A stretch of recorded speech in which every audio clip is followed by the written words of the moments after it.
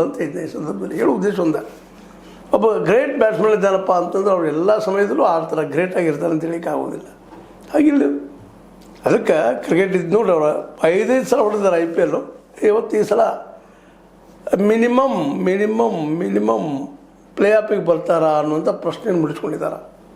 ಇನ್ನೊಂದು ಹೆಂಗೆ ಮತ್ತೆ ಬೇರೆ ಜನ ಇದ್ದಾರೆ. ಅದರಲ್ಲಿ ಮುಖ್ಯವಾಗಿ PBKS ಆಗಿರ್ಬೋದು, RCB ಆಗಿರ್ಬೋದು, SRH ಆಗಿರ್ಬೋದು, RR ಆಗಿರ್ಬೋದು, ಟಾಪ್ 4 ತಮ್ಮ ಮೇಂಟೈನ್ ಮಾಡ್ಕೊಂಡು ನಡೆದಿದ್ದಾರೆ ಅವರು.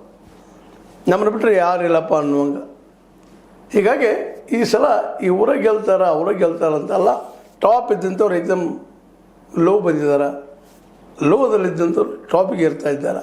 ಇದು ಕ್ರಿಕೆಟ್ನ ಪ್ರಜಾಪ್ರಭುತ್ವ ಅಂತ. ಕ್ರಿಕೆಟ್ ಇಂಗ್ಲೆಂಡಲ್ಲಿ ಹುಟ್ಟುಕೊಂಡು ಪ್ರಜಾಪ್ರಭುತ್ವವನ್ನು ಬೆಳೆಸ್ಕೊಂಡು ಬಂದಂಥ ದೇಶ. ಮಾರ್ಗ ಕಾಟ ಅನ್ನುವಂಥ ಚಾಟ ಅನ್ನುವಂತಾರೆ, ಕಾಟ ಅನ್ನುವಂತಾರೆ. ಆ ಮೂಲಕ 12ನೇ ಶತಮಾನದ ಶುರುವಾದಂಥದ್ದು.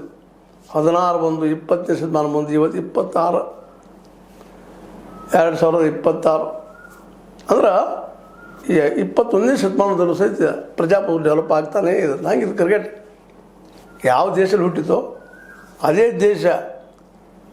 ದೇಶದಿಂದ ಈ ಹೊರಗೆ ಬಂದು ಎಲ್ಲ ಕಡೆ ಬೆಳೀತಾ ಇದೆ. ನಿಧಾನಕ್ಕೆ ಇದು 20 ಓವರ್ ಮಾಡಿದ್ರಿಂದ ಎಲ್ಲ ಕಡೆ ಎಲ್ಲರಿಗೂ ಬೇಕಾಗುವಂಥ ಆಟ ಆಗ್ತಾಯಿದೆ. ಇನ್ನು ಸಚಿನ್ ತೆಂಡೂಲ್ಕರ್ ಹೇಳಿದಂಗೆ 10 ಓವರ್ದು 2 ಮಾಡಿದರೆ ಇನ್ನೂ ಬೆಳೀತದನ ಅನ್ನುವಂಥದ್ದು. ಅಂದ್ರೆ ಆಟಗಾರಿಗೆ ವಿಶ್ರಾಂತಿ ಸಿಗ್ತದೆ, ಬಾಲರ್ಗಳು ಬಾಲಿಂಗ್ ಅಷ್ಟೇ ಮಾಡ್ಲಿಕ್ಕೆ ಸಿಗ್ತದೆ, ಬ್ಯಾಟ್ಸ್ಮನ್ ಬ್ಯಾಟಿಂಗ್ ಅಷ್ಟೇ ಮಾಡ್ಲಿಕ್ಕೆ ಸಿಗ್ತದೆ. ಇದರಿಂದಾಗಿ ಒಟ್ಟಾರೆಯಾಗಿ